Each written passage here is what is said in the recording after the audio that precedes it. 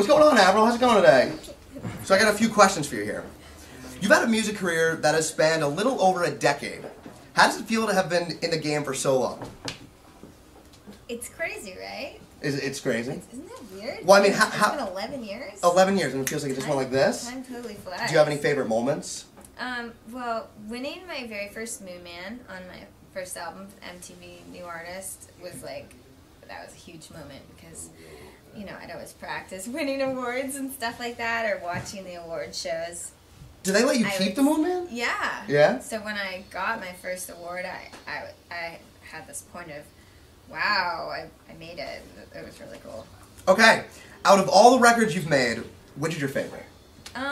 Is it like picking your kids? Well, your favorite kids? You know how it is? It's like every time you put out a record, like you're like, oh, this is my best record yet. You know what I mean? It's like you want to say that on everyone. I'm really excited about my new record. This is my 5th record. And the first single on it is Here's to Never Growing Up. But I'm pretty stoked on this record because there's a variety of things going on, and I experimented with some new sounds. Ooh. And it's stylistically, it's like all over the place. That's great. So her new record. Next up, rumor is that you were going out for a more serious electronic sound on your next album. Care to tell us about it? You read how I read. Today's right. Great, she's making fun of my interview show. I was just handed these questions 2 seconds before I sat down. I love it. So you're going for an electronic sound on your next album? No. No. I have a song called Hello Kitty, and that it has an electronic vibe to it. And that's the only song I have like that, so it's really different for me, but it suits the song perfectly, and I speak a little bit of Japanese in it too. Can you teach me some Japanese? Just like one word. Mina Psycho. Mina Psycho. What did I just say? You rock, you guys rock. Oh, okay. I thought it was going to be something worse. Can you say, okay. Say arigato. Arigato. Arigato. Mr. Robato. So next question here. Outside of your music career, you've done some film work. What was it like to work with Richard Linklater on the Fast Food Nation? That was cool. I auditioned for the film. I was so freaking nervous. And I got a part in it. And I'm in, like, I think, like 7 scenes. They made you audition? Yeah, of course. I feel like, what was the audition process like for you? Oh, man. Nerve-wracking.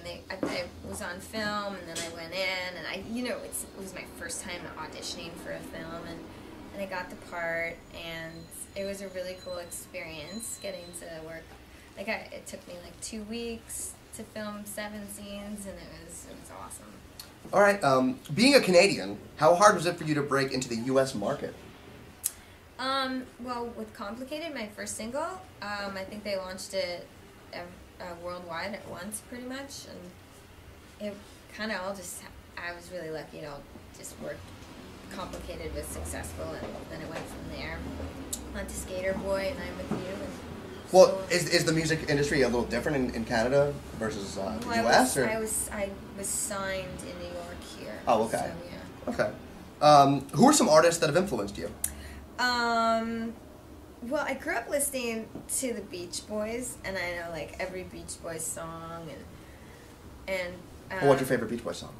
I don't know what one's It's my on the favorite spot. one, but I know, right? And I loved listening to CCR.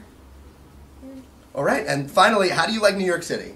I love New York. It's very exciting, and every time we arrive, there's always so much to do and a lot going on. So much commotion in the streets and stuff. Well, Avril Lavigne, thank you very much for chatting with me. Thank you. All right.